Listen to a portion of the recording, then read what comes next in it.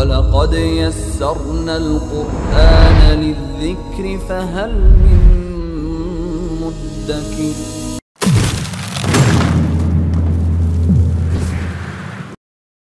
18వ సూరా అల్ కహఫ్. గుహ.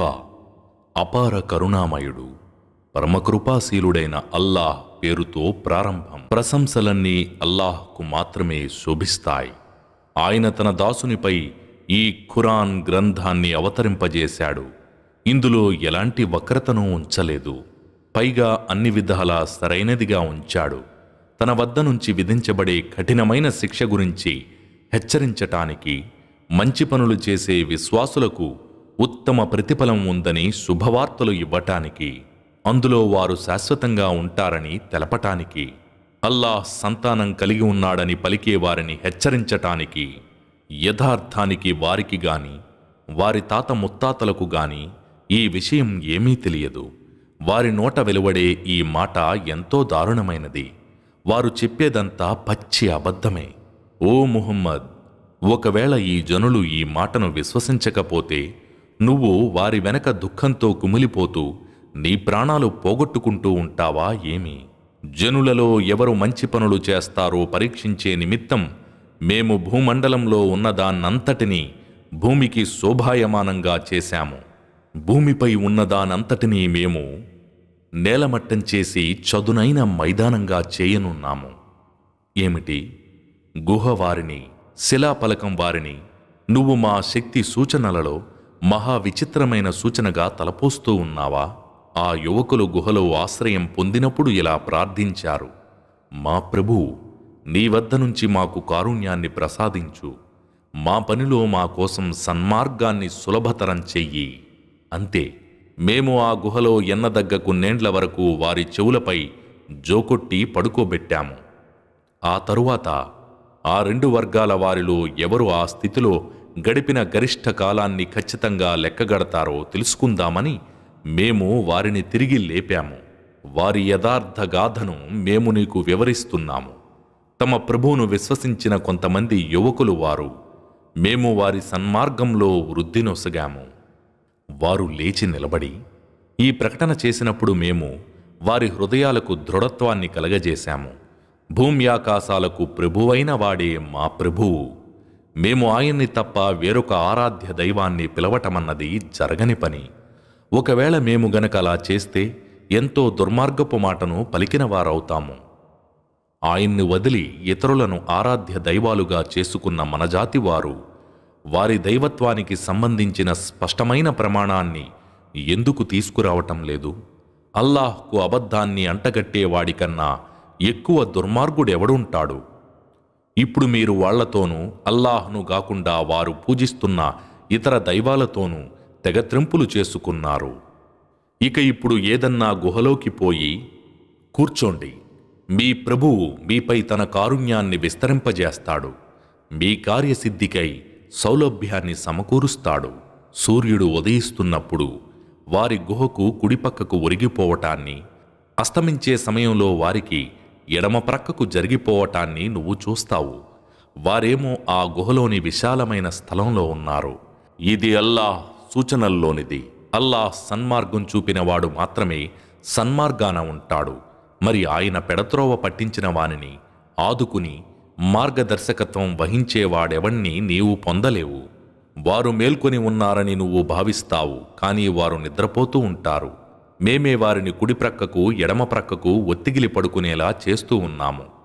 వారి కుక్క కూడా గుహ ముఖద్వారం వద్ద తన ముందు కాళ్లను చాపి కూర్చుని ఉండేది. ఒకవేళ నువ్వు వారిని తొంగి చూస్తే వెనుదిరిగి పారిపోతావు. వారి గాంభీర్యం నిన్ను భయకంపితుణ్ణి చేస్తుంది.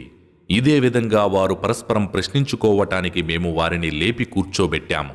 వారిలో ఒకతను, మీరు ఎంతసేపు ఇక్కడ విశ్రమించి ఉంటారు అని అడగ్గా, ఒకరోజో లేకో ఒకరోజు కన్నా తక్కువ సమయమో ఉండి ఉంటాం అని వారు సమాధానమిచ్చారు.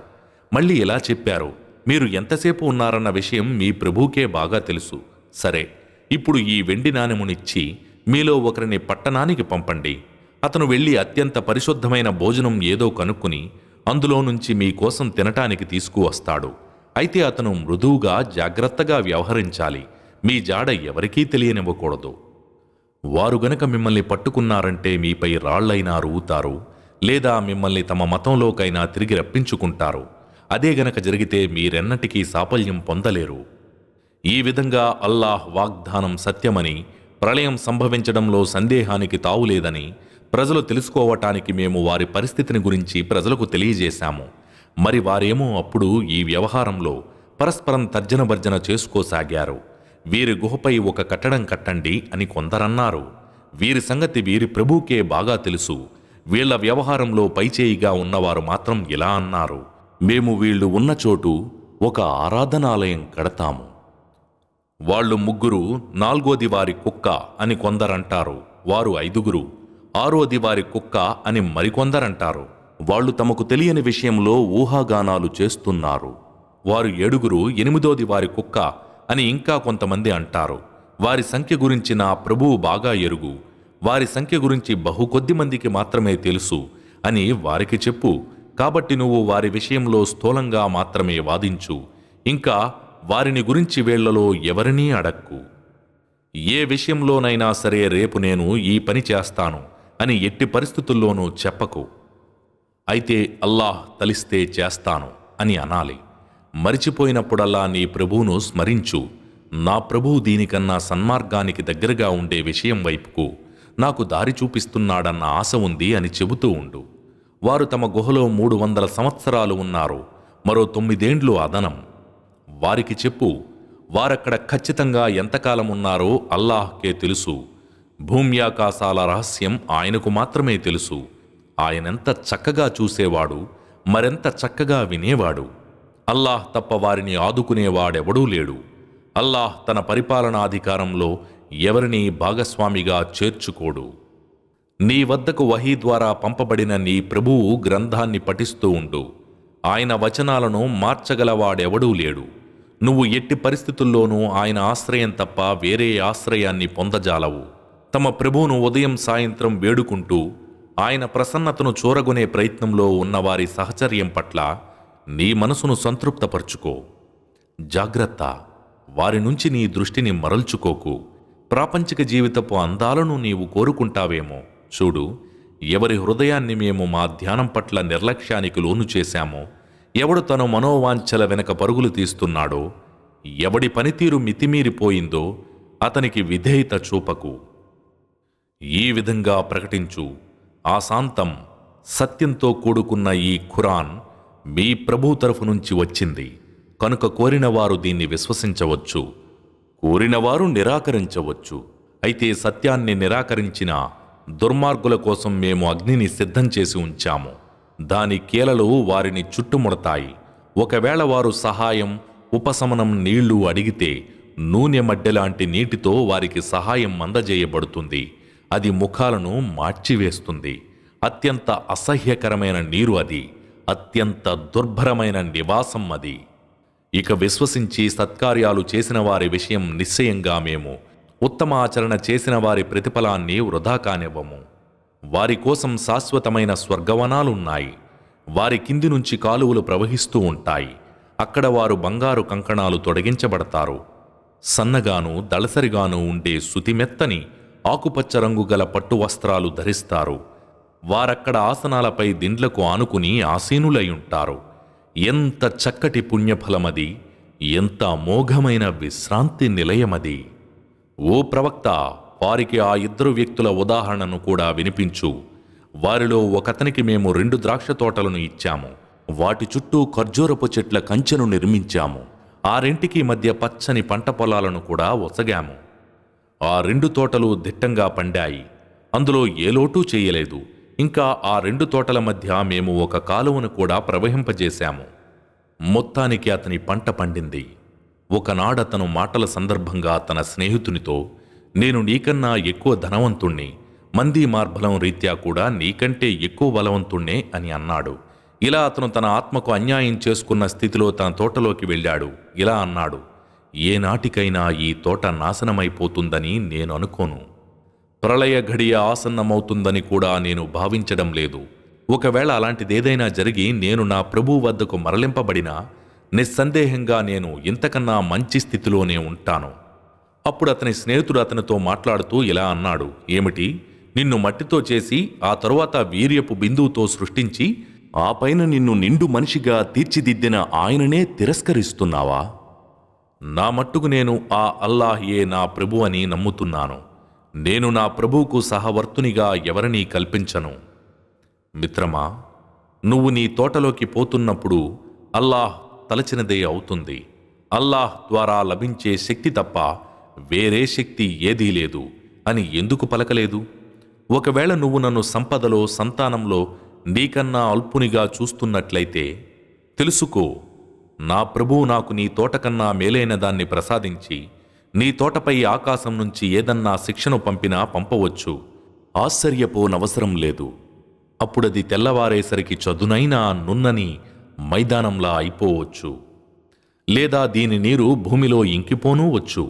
దాన్ని వెతికి తీసుకురావడం నీ తరం కాకపోవచ్చు. అతని పండ్లన్నీ ముట్టడించబడ్డాయి. దానికోసం పెట్టిన పెట్టుబడిపై అతను చేతులు నలుపుకుంటూ ఉండిపోయాడు. ఆ తోట తలక్రిందులై పడిపోయింది. అయ్యో, నేను నా ప్రభువుకు సహవర్తులుగా ఎవరినీ నిలబెట్టకుండా ఉంటే ఎంత బావుండేది అని ఆ వ్యక్తి అన్నాడు. అల్లాహ్ పట్టు నుంచి అతన్ని రక్షించి సహాయపడటానికి అతని జనసమూహమేదీ రాలేదు. స్వయంగా అతను కూడా ప్రతిఘటించలేకపోయాడు. సర్వాధికారాలు సత్యబద్ధుడైన అల్లాహ్వేనని, పుణ్యఫలం ప్రసాదించడంలోనూ ఆయనే ఉత్తముడని, పర్యవసానం రీత్యా కూడా ఆయనే అత్యుత్తముడని అక్కడే తేలిపోయింది. ఓ ప్రవక్త, ప్రాపంచిక జీవితపు ఉదాహరణను కూడా వారికి తెలుపు. అది మేము ఆకాశం నుంచి కురిపించే వర్షపు నీరు వంటిది. దానివల్ల నేలలో దట్టమైన పచ్చిక మొలిచింది.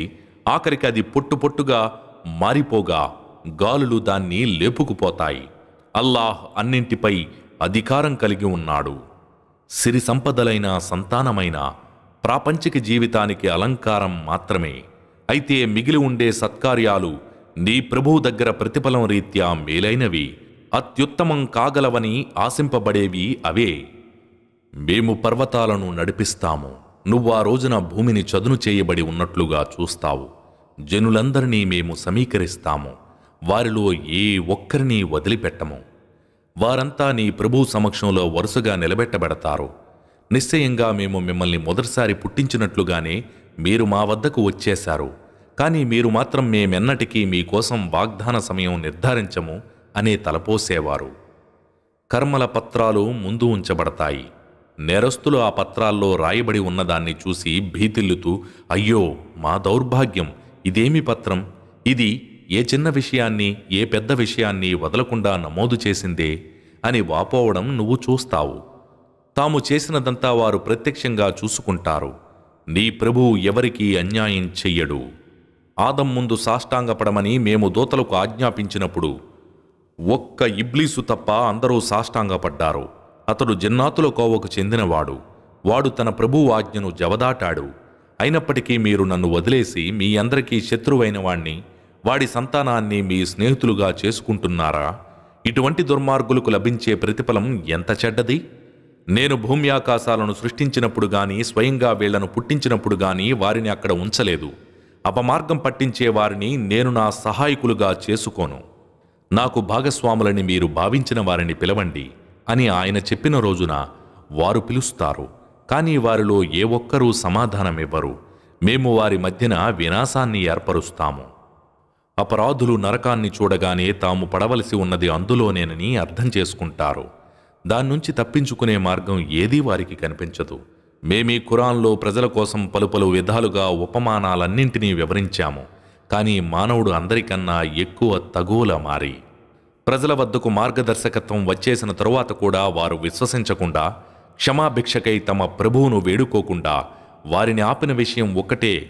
అదేమిటంటే, గత కాలంలోని ప్రజలకు ఎదురైన వ్యవహారమే తమకు ఎదురవ్వాలని లేదా ప్రత్యక్షంగా తమ ముందుకు శిక్ష రావాలని వారు నిరీక్షించడం. మేము ప్రవక్తలను శుభవార్తలను అందజేయడానికి, హెచ్చరికలు చేయటానికి మాత్రమే పంపిస్తాము. అవిశ్వాసులు అసత్యమాధారంగా వాదులాడుతారు. దాని ద్వారా సత్యాన్ని ఖండించటానికి ప్రయత్నిస్తారు. వారు నా ఆయుతులను, వారికి చేస్తున్న హెచ్చరికలను ఆషామాషీగా తీసుకున్నారు.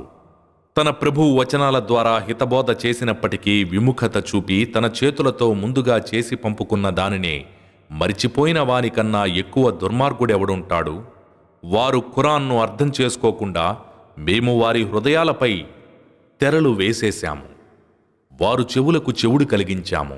నువ్వు సన్మార్గం వైపుకు వారిని పిలుస్తూ ఉన్నప్పటికీ వారు ఎన్నటికీ సన్మార్గం పొందేవారు కారు. నీ ప్రభు క్షమాగుణం గలవాడు, దయాశీలి. వారి చేష్టలకు శిక్షగా ఆయన గనక వారిని పట్టుకున్నట్లయితే వారిని తొందరగానే శిక్షించి ఉండేవాడు. అసలు విషయం ఏమిటంటే వారి కోసం ఒక వాగ్దాన సమయం నిర్ధారితమై ఉంది. దాన్నుంచి తప్పించుకుని పోయే చోటేది వారికి దొరకదు. తమ దురాఘాతాల మూలంగా మేము సర్వనాశనం చేసిన వారి పట్టణాలు ఇవే. వీరి వినాశానికి కూడా మేము ఒక గడువును నిర్ధారించి పెట్టాము. ఏళ్ల తరబడి నడవలసి వచ్చినా సరే 2 సముద్రాలు కలిసే సాగర సంగమానికి చేరుకోనంత వరకు నేను నడుస్తూనే ఉంటాను అని మూసా తన వెంటనున్న యువకునితో చెప్పినప్పుడు జరిగిన సంఘటనను కాస్త జ్ఞప్తికి తెచ్చుకోండి. తీరా వారిద్దరూ సాగర సంగమానికి చేరుకున్నాక అక్కడ తమ చేపను మరిచిపోయారు.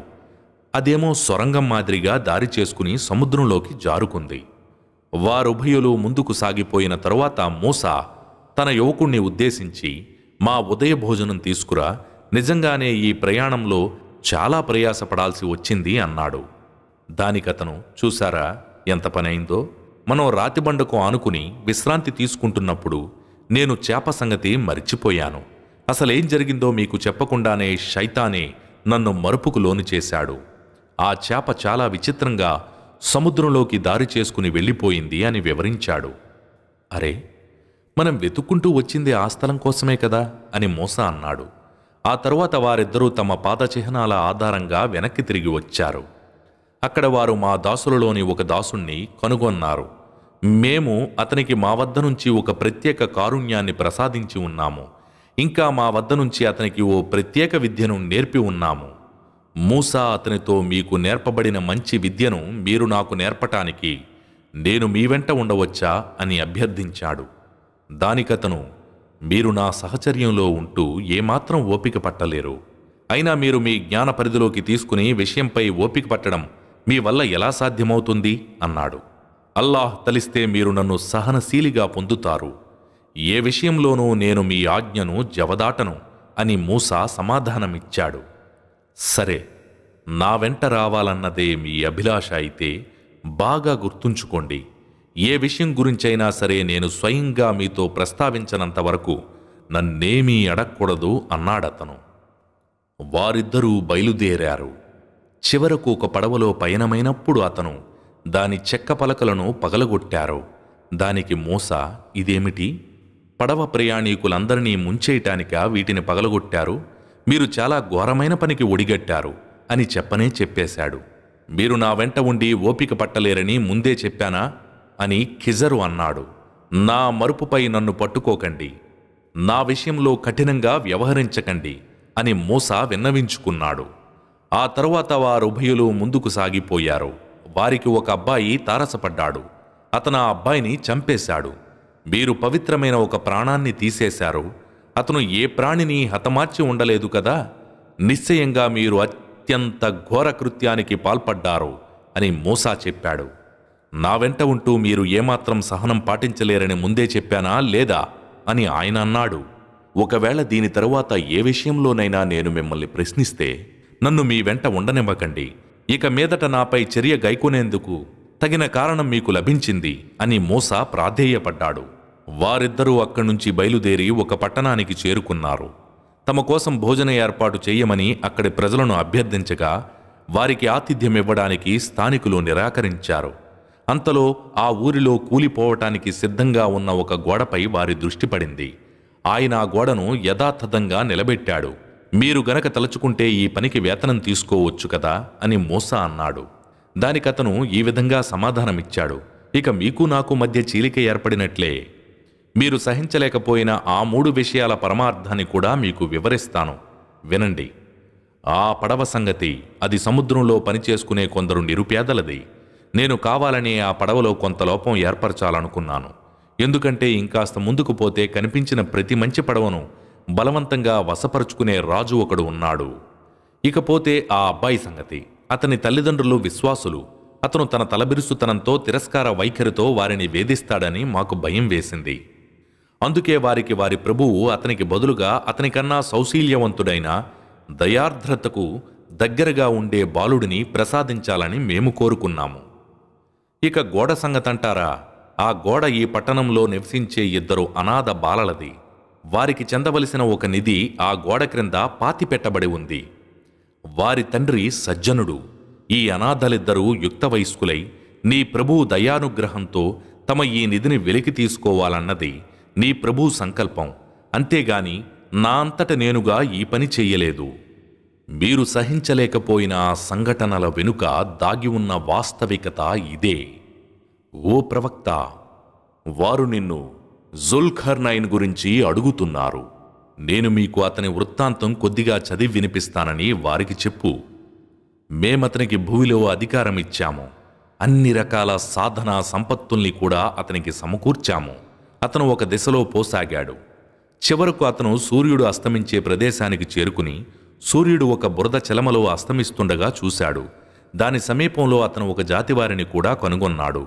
ఓ జుల్ఖర్నైన్, నువ్వు వీళ్లను శిక్షించవచ్చు, లేదా వీరి విషయంలో మరేదైనా ఉత్తమ వైఖరిని అవలంబించవచ్చు అని మేమతనికి సెలవిచ్చాము. దానికతను, దుర్మార్గానికి ఒడిగట్టిన వాణ్ణి మేము శిక్షిస్తాము. తరువాత అతను తన ప్రభువు వద్దకు మరలించబడతాడు. ఆయన అతనికి మరింత తీవ్రమైన శిక్ష విధిస్తాడు అని అన్నాడు. అయితే విశ్వసించి మంచి పనులు చేసిన వారికి ప్రతిఫలంగా మేలు కలుగుతుంది. అలాంటి వారికి మేము సైతం మా పనిలో తేలికపాటి ఆదేశాలే ఇస్తాము అని అన్నాడు. ఆ తరువాత అతను మరో దారి పట్టాడు. అతను సూర్యుడు ఉదయించే ప్రదేశానికి చేరుకున్నప్పుడు అక్కడ సూర్యుడు ఒక జాతి వారిపై ఉదయించడం చూశాడు. మేము వారికి సూర్యునికి మధ్య ఎలాంటి అడ్డును ఉంచలేదు. ఇది పరిస్థితి. అతనికి సంబంధించిన విషయాలన్నీ మా జ్ఞాన పరిధిలో ఉన్నాయి. ఆ తరువాత అతను ఇంకొక మార్గాన్ని అనుసరించాడు. అతను 2 కొండల మధ్య ప్రదేశానికి చేరుకున్నప్పుడు ఆ రెంటికి నడుమ ఒక జాతి వారిని చూశాడు. వారతని ఒక్క మాటనైనా అర్థం చేసుకునే స్థితిలో లేరు. ఓ జుల్ఖర్నైన్, యాజూజ్ మాజూజులు ఈ దేశంలో కల్లోలాన్ని సృష్టిస్తున్నారు. నువ్వు మాకు వారికి మధ్య ఒక అడ్డుగోడని నిర్మిస్తావా? దానికయ్యే ఖర్చులు నీకు చెల్లించమంటావా అని వాళ్ళు విన్నవించుకున్నారు. అతనిలా సమాధానమిచ్చాడు, నాకు నా ప్రభువు అనుగ్రహించిన అధికారమే ఎంతో శ్రేష్టమైనది. మీరు మీ శ్రమ ద్వారా నాకు సహాయపడండి చాలు.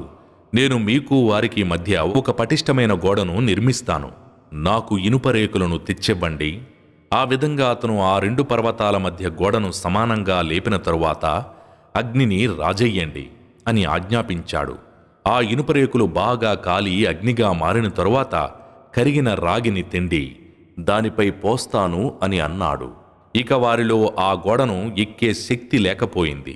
దానికి రంధ్రం వేయటం కూడా వారి తరం కాదు. ఇది కేవలం నా ప్రభువు కటాక్షం.